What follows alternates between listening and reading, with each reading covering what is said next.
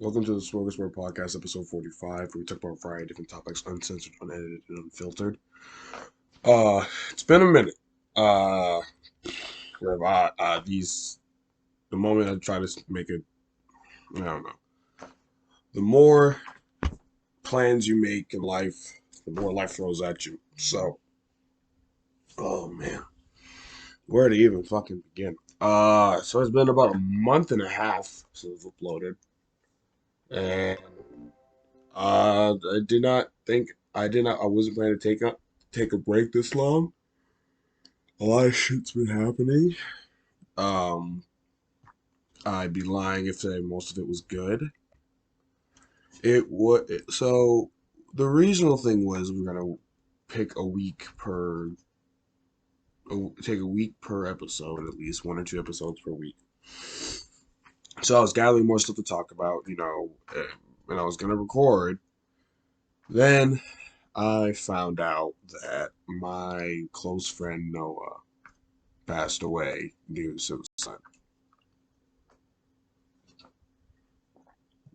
I found out on a Thursday 2 weeks ago. My school had sent an email saying he had passed away suddenly. Uh, and it was kind of out of the blue. And this was one of my close friends. He was supposed to be on the podcast and everything. So, but yeah, he was dead. I was shocked. So I thought, I didn't know who it was at first because his last name was the name of another one of my friends, one of his first names. So I was confused on which person it was, and I found out it was my friend Noah. And I I found out, and I was just speculating how it could have happened. But then I went to school, and I've been sick all that week. I hadn't seen him. I hadn't seen anybody at school. I've been sick all that week, and I found out on that Thursday, and I was still at home sick. And I just said I had to force myself to come to school Friday to go check on my friends. So I get there, and a good amount of this one girl, Jocelyn, who was a good friend of mine. She knew him since middle school, and she was heartbroken, and she just kept saying repeatedly, he was supposed to be here. He was supposed to be here. He promised me he would be here. He promised me he would be here. And no one had knew how he died yet. I had my speculations, but nothing was known for sure. I then I knew him for 2 years. I had him for lunch all my freshman year. Excuse me. And then I had him for my second period business class this year. So I knew second period my business class was going to be weird because he brought the energy and the excitement and the upbeat tempo to that class. You know, anyone who knew him will tell you that. Anyone who really knew him knew he was very particular about choosing his friends, and he really just lit up a room. And so I go to my business class, and there's this guy in here. I think he's some therapist or some shit. And basically, he's talking about, what were some nice things that you guys thought about him and all that. And we went through the whole thing, and then we just sat in silence because, excuse me, one of my other good friends, Tyler, he knew him longer too. Hey, he was devastated. And for me, it was just more about being there for other people because I didn't know really how to feel about it. I've dealt with suicide before, but in terms of someone actually killing themselves, this is my first. As far as dealing with suicide attempts and all that, this is my first time. This is my first rodeo. But where someone's gone through with it, this is a first for me. So I'd be lying if I said I wasn't crying. I wasn't like pissed off or angry. I just understood what happened. So I then pulled over my business teacher to the side. I was like, hey, how did it happen? Was it suicide? I pulled her to the side. She was like, yeah. He committed suicide. Um, I didn't bother to ask how because it's just the one of those things that you just don't want to speculate how he did it. All we knew was that, how my school works, you can be in person or you can be online. He was in person with me, but he was on a trip with his dad on that Wednesday. So somewhere in between that time, because he was online and on school Wednesday, so somewhere in between that time and the email Thursday, he he passed away. So, but I have to say, one of the harder parts for me, besides that, is just having to break that news to one of my friends, to Jocelyn. Jocelyn, she's a sweet girl, love her to death. She's great. Um, Her personality and all that stuff. She's a great person to be around. But I just I hated that I had to be the one to tell her how that happened because I found out, and Alan didn't really know, but the whole thing where it's stressing me out. It's stress. I mean, it was. I wouldn't say it was stressing me out. I didn't feel like it was. People thought I was stressing me out. Kind of, they could tell. I didn't notice. And just going to school that day and all that stuff. Uh, I found out, and Alan had a mental breakdown too because he was like, "This is crazy." And he didn't really know him like that, but he just how it fucked him up, how it fucked me up, and how it fucked Jocelyn up. And he's been friends with Jocelyn for a plethora of years. So for that to happen, he just broke down and lost it. I found him in the hall, and afterwards, hugged it out, and I told him, I said, Alan, you're gonna come home with me today. You're gonna hang out with me, and then we're gonna call Jocelyn because I was like, does Jocelyn know how he did it? Because you know how school is. Word got around, and people started talking. There's speculations. Apparently, some people were talking shit about him. You know, I heard that. I was like, well, again, none of them would say it to any of his friends because they would kick the ever living shit out of him. And the biggest thing that I also fuck with Alan because I told him the harsh reality of how there's gonna be like the hype, as fucked up as it is, the hype behind it, and how you're gonna have all these fake people being like, I loved him, he was my ride or die. They didn't even know his favorite color. Really, what's his favorite color? Oh, it's blue. Wrong. It was red.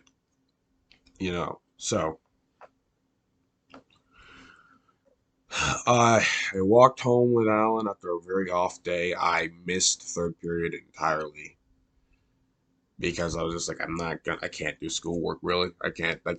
And most teachers didn't make you do anything. Most teachers didn't make you do anything. My band teacher did. He made me play. He made us play, which really I could skip that class, otherwise I would have, because I'm like, I'm not wasting my time doing shit like that. Um, then and then we got home. I walked home with Alan. We called Jocelyn, and I was like, "Hey, Jocelyn, how you feeling? She's been distracting herself and all that. You know what I'm saying?" And I was like, "Do you know how he died? Did you ever figure that out?" She was like, "No." And I was just like, "Did you ever?" She asked me, "Did you ever figure it out?" I'm like, "Yeah." And she asked me, "Well, how did you die?" And I'm like, "Are you sure you want to know? Are you sure you want me to tell you, or do you want to just not know and just leave it at that?" And she was begging me to tell her, and I was like, "Are you sure? Are you sure? Because I don't want to. I don't want." She said, "Just tell me." And I told her, I was like he, I don't know the manner, but he fell victim of suicide. He committed suicide, and yeah, that's what happened. And sorry, but that's just what happened. And it wasn't a long conversation. It was probably 3, 4 minutes. But when I told her, she went straight into denial. She was like, "That's not possible. That's not true. He told me he wouldn't do that. He told me, he promised me he wouldn't do that. He wouldn't try that." And I was like, sometimes it gets too tough, and And for it to be like so easy to make these promises, but then again, life happens. You know, whenever what's that saying? I just read that book this year. Mice and Men. All plans go awry for mice and men, or something like that. This is what's happened, and he was a great dude. You know, I really appreciate the time I had with him. You know, and I say this point, I bring that up not only to explain why I've been gone, but to bring up the point that I have been saying this entire time in my life. And the entire time I've had this podcast, the whole reason I started it was for mental health. And also to just get my ideas out there, whatever. But I've been telling people, especially dudes, we need to stop waiting till a tragedy happens to appreciate our friends. We need to stop waiting. Boys and girls, but also boys. I'm talking to y'all too. You need to stop waiting for niggas to be in a hospital, for someone's mom pass away, for them to pass away, to be like, I love them, they meant the world to me, all that. And I really appreciate them. You know, you don't even really gotta say it often. Just let them know, because you can be like, well, they know through actions. Like, but sometimes we forget. Sometimes we forget. It's good to have a reminder. You know, the memorial was that Sunday. It was at a park. A good amount of kids showed up that were actually his friends.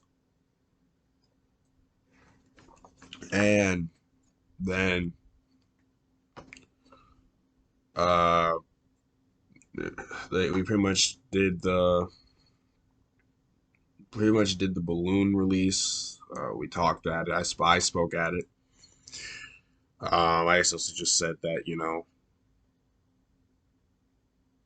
that he was a good dude, and how he looked at life for the time he was here. For the most part, you know, we could all have someone like him in our lives, and that was essentially it. It was longer than that, but I'm cliffing. I'm paraphrasing here. Then I talked to Jocelyn. This is the first time I've seen her since I saw her at school, and I basically told him all his friends, excuse me. And I was just like, you can't live with regret here. And I should have said that to everybody, but to the people, because like one of my other friends, Daniel, it sucks how it happened, because you found out it was suicide, and he was like, um, you know, I did this more. I wish I did this more. I wish I knew him more. And then afterwards, I pulled him to a side, and I was just like, yo, man, biggest thing, the number one thing that you're gonna feel is guilt and regret, and you ain't do shit but make him happier. You are the reason he woke up. You know, you can't blame yourself, and you cannot change the past. You only appreciate the memories you had with him. As simple as it was, a simple conversation, to an arm wrestling contest, to a push-up contest, to anything. You cannot blame yourself for not doing as much as ideally, because you could have hung out every day with him except that one day, and then been like, I wish I had hung out every day with him. There's literally nothing else you could do. You know, it's literally just, it happened. You know, we only heal and remember him through the memories we have with him, and live on through us, and that's it. And that's all you can do. You can't blame yourself. And for everybody who has friends, mental health issues or not, you gotta have people that would rally in your corner, um, and who would really,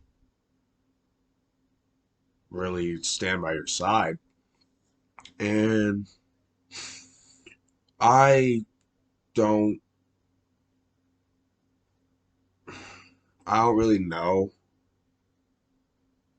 I still to this day don't know how he did it, and if I ever did find out, I probably wouldn't tell anyone. I would just keep that to myself, because you don't want to speculate those things. And that whole day was off. So then I just told Alan, I said, you know, I'm going to have to live with that memory of just having it, that whole thing. I was just shock in her voice when I told her, because I told Jocelyn the same thing. I said, Jocelyn, I don't know how he did it, but you cannot blame yourself. You, Johan, Tyler, Daniel, Alan, whoever, you all cannot blame yourselves for what had happened. You cannot blame yourselves for the choices that he made. You cannot blame yourselves for him passing, you know. And I told her, I said, the only difference between me and him is that he did it. That's the really only that's the really only two difference between me and Noah is that he went through with it all the way. You know, and I kept saying, that could have been my other friends. That could have been, you know, in Alex's words, that could have been him if I had never, um, if I never, if I had never, if I had only met him in school, and I had never invited him over that summer to be part of the friend group that we have to this day and be as close as we are now. He said himself he would probably be dead. And so it's just these things you have to watch out for. And people are like, it's out of nowhere. At the end of the day, you look back at it. There's never gonna be a carbon copy sign, a carbon copy stereotype, cookie cutter sign for suicide for that because everybody handles it different. And you have those people who the stereotype is you can tell they're visibly sad. Then you have people who are like Robin Williams, like Noah, like me, like Alex, who all happy in the face, and then when they get, it's a different story later on. So that's essentially what I've been dealing with. I was dumped a couple days before that, so I was like, oh shit. So yeah, I got dumped 3 or 4 days before. Um,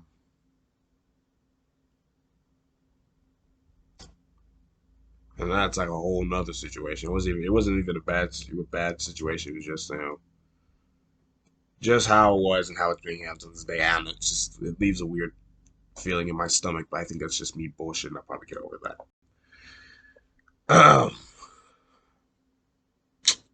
So that's essentially what's been happening, and the whole point would be of this whole spiel is just to love your friends and be real upfront with them about how you feel about them. Don't wait. When it goes with parent, any relationship, father, son, mother, daughter, father, daughter, because girls do it, and it's like, they can do it, but this whole thing where it's like a guy really can't do that. Times are changing, and we have to just be like, you know what? We don't need a fucking tragedy to be able to realize, oh shit, I need to tell him I love him just in case. This shit happens every time. Every time a loss of life makes people be like, oh, life is valuable and all that bullshit. It took Kobe Bryant and his daughter. It's 600 people dying tragically in a helicopter crash for fathers and sons and everybody to be like, I love you, I appreciate you, all that, all that. It took him dying tragically instead of living his life to do that. And it's not everyone, obviously, but I've been saying this since the beginning. We need to stop waiting. You need to tell them every chance you get. If you feel like telling them, even if it's a wrong thing, even if it's cheesy, whatever the fuck, you let them know. Because at the end of the day, those are the things that they're going to remember. There's little moments of those being like, hey, out of nowhere, hey, I love you. Hey, I love you, all that. And all my homies know that. Boy and girl, all my homies know that. And I let them know because as I have a sense of security. It also comes down to just being secure in who you are, because a lot of it's also like, oh, I'm not, I don't want to be seen as gay or that stupid stuff is. I don't want to be seen as gay. I don't want to be seen as this or whatever. It really doesn't fucking matter. It really doesn't matter. And for this whole experience of what's happening, I don't know what's going on, but I just realized that a lot of shit that we debate about and all this stuff in the world, especially for me, none of it matters. None of it truly matters. So that's really it. don't wait. Especially the guys. Do not wait. And I gotta give a big shout out to two really close friends of mine who came over like the minute I told them about not the minute, but like whenever they could, the closest they could, which is like a couple days after. Um, Makai and Miles, and they've been on here a couple times. Now, Makai and Miles have been my friends for a long time. About I want to say 8 to 10, 8, 9 years, damn near a decade. And they came over, and these were also people where I told them that shit too. I already told them that how I felt about because it was because Miles found out all my story because I made a video about Noah, saying thank you and all that stuff, and I said rest in peace and all that. And a lot of people checked on me and all that stuff, and I was like, I don't know how I'm feeling. Because it was more shocking than anything. I was just like, what the fuck happened? Because Miles found out, he was like, yeah, no, I'll be over there as soon as possible. So then a couple of days after, I think it was that weekend. No, yeah, that Friday. That Friday after Alan left, that Saturday, they came over. And he gave me a big hug. He both gave me a hug. And we talked about it. We talked about everything. I was talking about how my girlfriend dumped me a couple of days before. And I talked about the whole process with what happened with the whole suicide thing. Talked about it. Talked about it all. And, I just told him the same thing I'm saying now. We just can't wait. All that mental health thing. I guess it got to him because he posted all the stories just like, yo, y'all need to stop waiting on telling people you love each other because my homie's friend just committed suicide. Like, for real. So, and all that, and a lot of people like to say the following phrase: if you're needing any help or you need anything, talk to somebody. Talk to me. I'm always here. And they're not about that. I've always been a man of action. I am a man of action. I want to prove I'm a man of action. So if any of my friends don't even feel like talking about their mental health, just feel like talking, ranting, whatever, need someone to listen, let alone a conversation, whatever, that you would contact me, and just anyone out there who watches this, contact me through my Instagrams in the bio or anything. However, you get my number. Any way you can contact me because you know this life we all have to get through it together. As at the end of the day, all this difference and all this little semantics of life are bullshit. None of it really matters.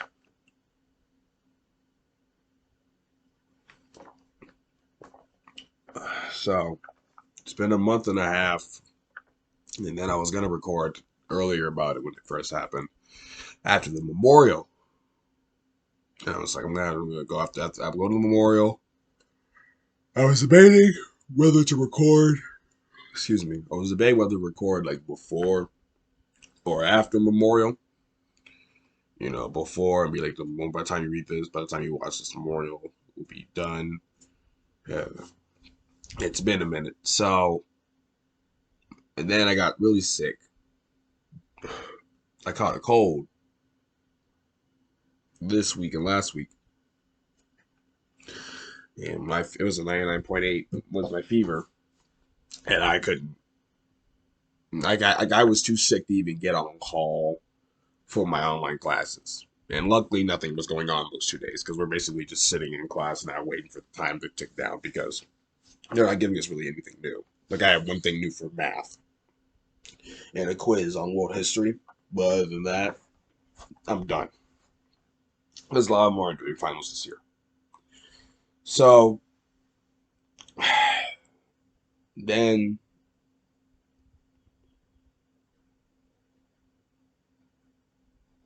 So yeah, it's been a really, really rough, interesting time. Um,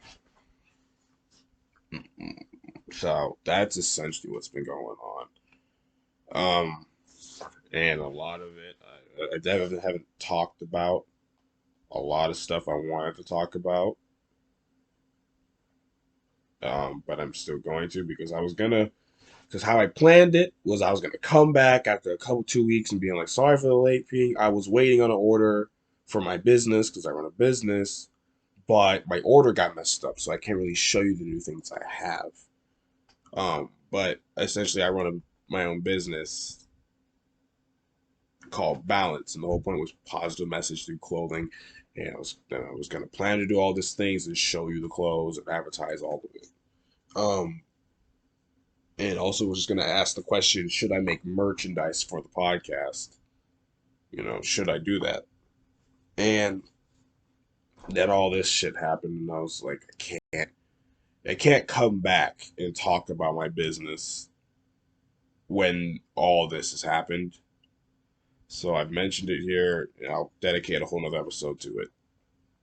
Um, I'll dedicate a whole nother episode to it, and it's you know it is very, very interesting about what has been transpiring these past month and a half since I've been away from the podcast. And um, I don't, I, to me, in a fucked up way, I think this is a humbling experience for me. I don't know what it is. I just feel like, with my business shit being messed up, my girl left me and I had talked to her every day and all that stuff, you know, and now we don't even talk. And, and then when we do talk, it's kind of just like she treats me kind of treats me a little bit like shit. Except lately. Lately, she's been real concerned about me. It's just very off. It's very weird. Um, and this whole thing with Noah, I think it's just a very humbling experience trying to teach me something. And, it's just about figuring out whatever that lesson is, you know, whatever that is. And if it is, it's a very fucked up way of teaching it. But if you don't learn the lessons, life will teach them to you, and life doesn't teach them a nice way. So yeah, I truly don't know. But the whole thing with my girl is that, like, I don't know, nothing.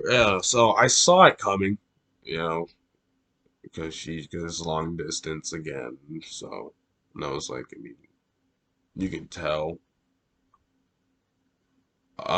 So we were. She had gotten a job, new job, and so she'd gone to work. So I hadn't talked to her all day. And she said she's been nervous. She's been like nervous all that. I'm thinking it's like kind of, oh, she's having a weird day at work. And this was the same day that Makai Miles came over. And I didn't told her anything about this because she didn't watch any of my stories or none of that stuff. And I didn't hide anything from her. She just hadn't watched it. She hadn't watched anything of mine. So she didn't know about it. I didn't tell her. And then, because I didn't want to put that on her after having, she was very excited to finally get a job because her mom never let her one, so let her get one. So when she got one, she was like, "Oh, this is gonna be awesome." And all stuff. I'm like, "Have a great day. I'll talk to you. Call me when you get off. Let me know how your day went." And so, go through the whole day without talking to her. I, Makai Miles over here. She calls while they're over. She's like, "Hey, let me know when you're alone so we can talk." And I'm like, "Yeah, I got you." Calm Miles bounce. I'm cleaning and she's getting all nervous and stuff. And I'm like, what's wrong? And they jokingly to make her break the ice. I was like, did you cheat on me at work? And she was like, what? No. And I'm like, it's good. Now you can stop shitting bricks on the phone and just relax. Um, then after I finished cleaning, I went up to my room And we had had a conversation the night before about the same thing, so this wasn't as out of the blue as it was meant to be, unless she didn't realize I knew about this for like a week and a half because I've met people and I know how people work. Um, oh, ow. I don't know if y'all heard that. That was my bones because I'm old. Anyways, uh, so she goes and she's just like, I don't know. I'm not loving you as much as I want to. And I don't know how I feel anymore because I see you in my future. I just don't know how I see you. So, because she said she loved me, but she wasn't in love with me. And like I said, she's entitled to her own opinion, entitled to her own feelings and all that stuff. So, I didn't make it about me because again, that's just how she felt. And the reason I bring this up, it ties back into waiting too long to say nice things or say how you truly feel about people till the end of something, till death, to a tragedy, to a heartbreak, is because through our 4 month relationship, she had never said as much as nice, many, let's get this out the way. She was not a piece of shit person at all. She was very self centered in her own head a lot.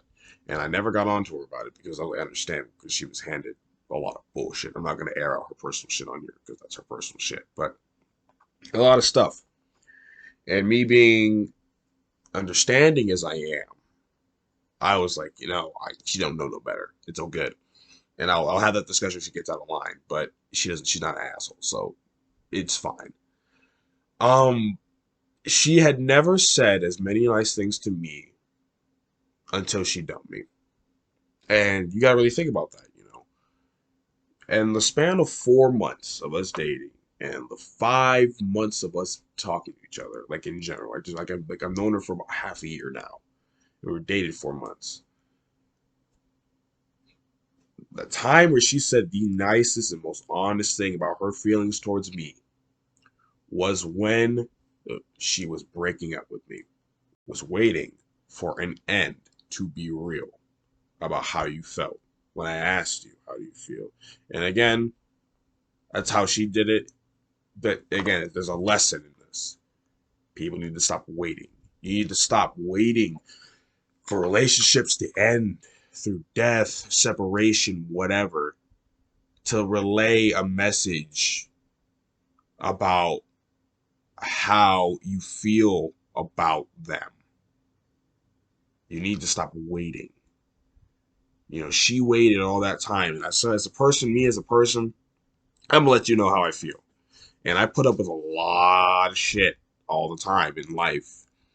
And even sometimes when she's pissed me off and she never even knew about it, because I'm like, you know what? It doesn't matter. She's because we had that discussion. And I never brought these things up and be like, oh, why did you never tell me? And I'm like, because it doesn't lead to anything productive. For her personality, sure thing would clash with mine because of the fact it would be like we're very polar opposite, and because she protects her ego so much, and sometimes she'll take everything about things more a lot more personal, or she'll be like not want to talk about certain things. So I just left it alone. And I just remember the 2 times where she's genuinely be close to angry, like close. And I was just like, where I was just like, bump her, I'm done. Both times were when we were dating. It was the first time we were playing Call of Duty Mobile, and we were talking about something serious. It was either something about making sure she ate or something with her family. And the mic is like, because it's a mobile game, it's fucked up. So it'll cut out sometimes. And she usually lets me know, hey, I can't hear you, turn it off, turn it back on. She let me go on this whole spiel of stuff. And because she didn't want to hear my thing, she then just told me after my spiel, she's like, oh no, the mic messed up a long time ago. I just wanted to burst your bubble, haha. And I was like, at that point, I wasn't like, and then she carried on like it was nothing. And I just wanted to like turn off the game and just be like, all right, bump you for tonight. But I didn't. Cause I got mad. I was like annoyed for 2 minutes, and I was like, you know what? It's whatever. I need to stop being sensitive about it. And move on. And I think I talked about the second situation before, if not both situations on here before as well. It was when we were on FaceTime talking about something political, some political bullshit. It doesn't matter. And it, I brought up the phrase that a lot of women use, kill all men. That whole thing, it would kill all men, the rape all, and all that stuff. And I'm like, that kill all men, how toxic it is, and how it's a detriment to men as a whole. And she was like, how is it a detriment to men as a whole? And I'm like, well, it's very simple. You're essentially saying, without you, because of how you're born, how you are in this world, and who you are as a person that you cannot control, the world would be better off without you.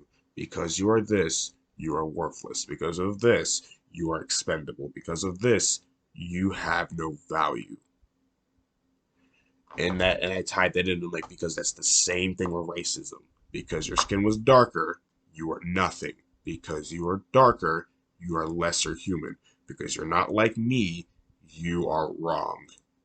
And it's the same thing with everything. LGBTQ, as much as she's pansexual, as much as she wants to talk about all LGBTQ and all that stuff, same thing.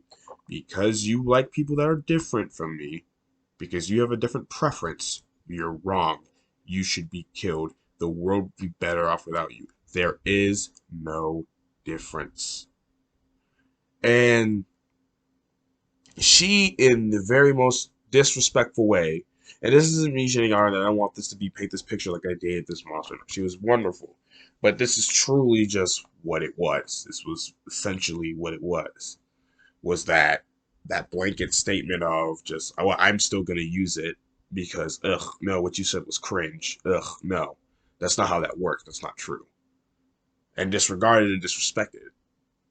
And again, I was angry, and again, she didn't know, she didn't notice. Because I'm either really good at masking how I feel sometimes, because I'm like, it's not a big deal. It still annoyed me. And, talking about it still annoys me, but I'm like, it's like, end of the day, it doesn't matter. So I don't really, and it won't benefit me to keep having those feelings. And a mix of her just being very oblivious to how I feel. Uh, so, and I think a mix of that, just she didn't notice. So then later on, we got into a conversation about, yeah, I've talked about this situation before. Now I'm thinking back, but again, this explains why I bring this up. This ties back into everything. Where we talked about, she was talking about something like how I'm her healthiest relationship. I've been her healthiest relationship, which, I knew that because I wasn't a piece of shit. Um, it's just true this day. Like, that sounds arrogant. I don't even care like that. Like, I literally was her best relationship. Probably as a person, let alone romantically. Just for the fact of the one time she truly got mad at me is because I kept telling her she needs to eat something. That was the one time where she got mad at me, truly angry at me, was that. Other than that, it's been smooth sailing. And then the little petty arguments over video games and shit like that. But other than that, when she's been truly mad at me, it's because I kept telling her, hey, eat something. Don't starve yourself to, you know, no, she was starving herself, but don't go without eating. Don't go without taking care of yourself. You know, because I like you. I kind of want you to be around to experience life and life outside of where you're at, so you can realize that life ain't as shit as you think it is. And so we're talking about something like that, and she brings up being toxic. She's talking about how this stories how she used to be toxic and all that, and I'm like, just laughing. She's like, have I ever done anything toxic to you? And I'm like, oh yeah, multiple times. And she was like, really, when? I was like, it already happened a while ago, a couple months ago, and like two separate races. How many times? Like two separate occasions. And she was like, well, tell me about it. I'm like, no. She's like, why? I'm like, because it won't lead to anything. This conversation will lead to an argument, and I don't want to have that because it doesn't matter. It happened. Yes, whatever. You know. She's like, was it? But she's like, well, it's only fair because I call you out and everything. And I'm like, you can do that. You know, the reason I don't call you out on things because one, it won't change anything. Two, it I understand why it happened and why you think that way, so it doesn't brings no point of that yet. Um, and and while some people would say that'd be selfish, I would understand that argument if I was throwing it in her face and didn't even know it was a problem. I didn't throw it in her face. I didn't even bring it up. So the fact that I was just like, it is what it is, and if it got out of pocket, I would have been like, all right, no. I'm gonna call you out or stop being, stop being a dick. Which what I was getting close to doing because she was being an asshole to me for these like past couple days, like a past week until like yesterday and the last time we talked, which is it was very switch up. It was very weird, and it was just I was gonna be like next time she does it, hey, how about you not be a dick to me, right? As someone who's like loves you and someone who isn't treating you like a piece of shit. As the one person who actually is in your corner and doesn't want anything from you. It will just undiably be in your corner. How about you not be able to be a jackass to the person who's actually in your group, in your corner? Because you lose me, I don't think you'll find anyone else. Good luck. Good luck finding someone who's undying as undyingly loyal as I am. Because I'm not saying it don't exist, but we don't throw it away just dilly dally. There's a reason why we chose that. Don't be a dick to someone who's doing it. You know, like I've helped you so much and all that stuff. Don't be a dick to someone who's really wants your best interest. But unfortunately, we never had to have that conversation. If she gets an outburst again, I'll just be like, hey, all right, what's going on with you? Because you're being a dick. And one thing I told you at the very beginning is I don't want you taking your day out on me because I will flip a lot of shit. I have the right to have a bad day, but not taking it out on me. So, but anyways, we're going back and forth about it. I'm just like, it's not an argument. I'm just like, I don't think it'll lead to anything. She's like, well, at least try it. And I was like, fine. And I explained essentially what happened. Really, it was just more. She was like, oh, well, I didn't realize I did that. No, I'm sorry. I'll do better about it. And, and all that. And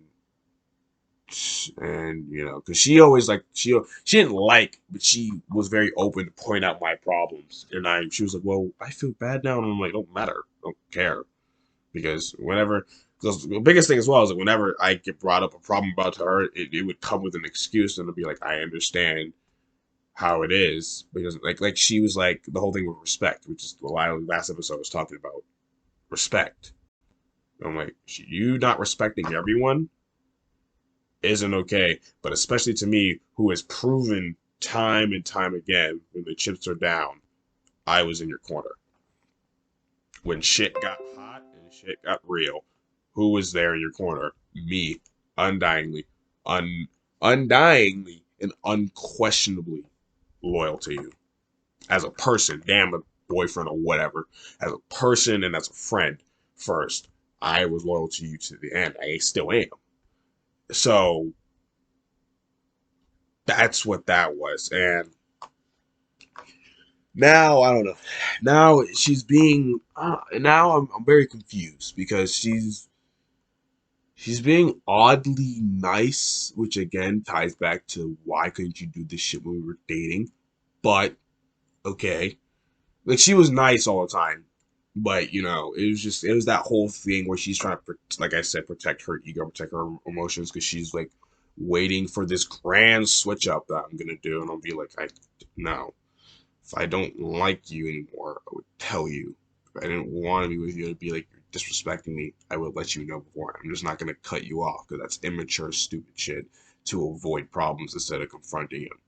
If you were a problem, I would confront you. And if you wouldn't help me solve that problem, I would get rid of you. It's just how the world works. And so, just all of that stuff. But lately, she's just been like concerned, which I don't know. I don't know where for. I don't know. Like she found out I was sick, and she was just all like, "Hey, I kind of need you alive, so you're not." And I was joking around because the whole thing was like, "Oh, she wants to move down here," you know. And I was just like, "Yeah, no, I got you. Who else is gonna have you get help you get a spot down here? No one else knows you. Like I know you. You trust me. I'll be alive. If I die, who else is gonna have you down here?" And she was like, "No, I'm not talking about that." And she was like, "I gotta look at it." She was like, if I lost you, all this, yeah, yeah. Who was? It's just I'm not talking about that. So if you died, there would be a whole new level of pain, and I would be shattered for a long time. And I'm saying that I need you alive for a long time for me to be stable for a little longer. Well, which is cute, but in all honesty, and she would probably defute it, but if I hadn't offered her that spot, that's really the only reason that she talks to me now. I mean, besides, let me rephrase, because people won't think that she's a gold digger. She's not. Oh, what I mean is this: through my past relationships, I've talked to people who I've broken up with, and I've been like, we're gonna still be cool, and I've been committed to that. They haven't, and it's just a matter of them falling off, and it being like, oh, I want to be friends still, and they just fade off. And I knew the minute she dumped me, I'd be thrown into the category with the rest of her friends, and she don't talk to any of the rest of her friends. And I knew she was like, because there's no incentive for her to talk to me anymore. But because I had offered her a spot down here in Georgia, and that was just because she wanted me to be a roommate, and I was like, well, you want to come out of Georgia? Is to get out of Texas because Texas really isn't healthy for her right now. You could. So I think had I never offered her that, I don't think we would even be talking to each other just for the simple fact that she would have no incentive to talk to me. She really wouldn't. I could be very wrong. We'll never know. But I truly believe, and I'm not saying that to make her seem like if she off chance she sees this, she won't. Um, on the off chance someone else who knows her be like, wow, she really look at you that way. Why'd you love her? I'm like, no, no. I just think that, and she was because after we dumped, and she gave me that whole speech of being like, she's like, I still love you. You made me laugh like an idiot. You always check on me. You always say all those things. And and she was being really nervous, and she said, and she was happier without me. And I said it before, and I'll say it again. The only thing that mattered to me is if she was happy. If she's not happier, if she's happier without me, who am I to stop that? And that goes for everything in life. All my friends, you know. So all my friends, they're happier. Whatever I can do to make them happier, then I can be at peace. And I was joking with her that a couple nights ago. She moved on quick. She went on a date. Well, she didn't consider it a date, but she went to go out with this guy to eat at a Warburger to get to know him. So a date. Um, and she told me about it, and I was just like, doesn't matter to me. And I didn't bring up anything of it. I was just like, how you do is how you do it. If you find someone else, you do that. You have fun with that. I hope they treat you right. Because if I find out that you go back to a piece of shit, oh my God. I'm just going to be like, you're a fucking moron. You're a moron. Like it's just like that. Like she better not go back to a guy who would like beat her. Not she was with a guy that beat her, but with someone who's just a piece of shit, and all that stuff, insecure and motherfucker. After me, I would be like, no, you're an idiot. You're an idiot because how can you go from experiencing a healthy relationship to drop? So I don't think she'll ever do that. But if she did, I'd be like, You dumbass. Um, because it also didn't help that she would like to, because she's so protective of her own feelings, and she was so selfish about her own feelings, which is good to be selfish. Which I was the whole thing I was trying to preach to her. I was just like, be selfish. You come first, but also understand that the world is bigger than you. So it's a very thing you have to balance out here. She took being selfish, and she was already gonna work on herself, and she kept throwing in my face before and after she wasn't ready for a relationship, and I was like, I never forced it. To this day, I never forced anything. It just naturally developed into that. And she was like, then you just had to show up. I had to show up. Like I was just some fucking sickness that showed up. I had to fucking show up. Why did you have to show up? Why did you have to fucking show up here? Why did this? Why did you happen to be here? And it's not exactly a good thing to really. I get that she wasn't joking, but she was joking and she didn't mean it in a malicious way. But it's not a good thing to say to people. You can't just be like, and then you had to fucking show up and make my life better. How dare you? Like, yes, how dare I treat you how you deserve to be treated because you settled for less or you were handed a bunch of pieces of shit in your life. How dare I treat you like a human? And then also just throwing in the face that people are disposable. I told her I did check that. I checked her on and said, hey, how about you not throw people away mentally in your mind and be like, yeah, end of the day, you mean nothing to me, and I'll have no problem doing that because and when they've done nothing wrong, they just out of the blue will say that normally because of the fact of they're not going to want to be around you. There's no point. You're just going to be ready to get rid of them. It doesn't matter. It doesn't matter anymore at that point. I did check her on that, but again, she's tired of her own thing, and well, this may sound like I'm bashing her and all that stuff. I'm like, why did you date her? Well, end of the day, I love her because she made me smarter. She made me better. She definitely made me a hell of a lot happier. Conversations were never boring. We always had fun times. We've had in the span of 6 months at knowing her, we've had memories that would last a lifetime. Conversations that ahead of our time, and I've helped her with so much, and so. But I do believe that everything I said is still stands. I do believe that if I had not offered her that spot, I don't think anything would have stuck. I don't think anything would have stuck. Um, because I was joking around with her also. I don't know. I don't know. Lately, I don't know if she saw something. Someone told her something. But lately, she's just been like, whenever I joke around about like dying, because I'm just joking around, just like I will, because she was like, don't die, because I was still sick, and I was just like, yeah, don't worry. When it's my time to go, it's my time to go. She's just like, shut up, don't talk like that. And I'm like, what? It's just real. You know, the goal is to get you down here. When you're down here, then I can rest. I was just joking around with that. And I don't know what it is, but she just took it. She took it a little bit. She took it off, and she was just like, shut up, don't talk like that, and all that stuff. So I don't know what's going on. She'll never see this. And if she does see this, I would like her to just message me so we can talk about it, because it's very interesting to see what she would say about it. But she has work today. So when I upload this, she has work today. She won't see this shit. She won't see this. But a part of me is hoping she does though. So we'll see. We'll see.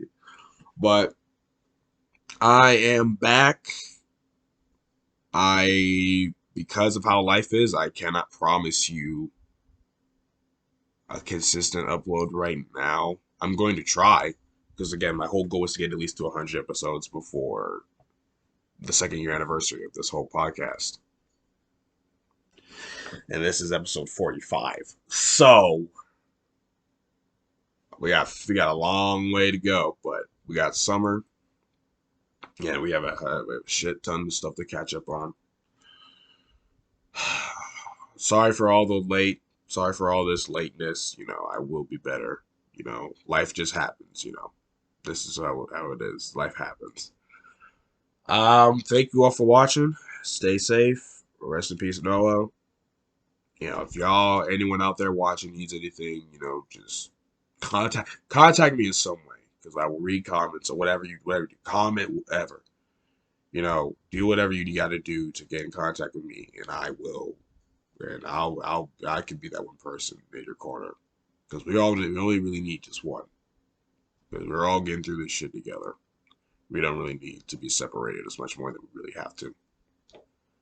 This has been the 45th episode. Stay safe. Love y'all. Bye bye.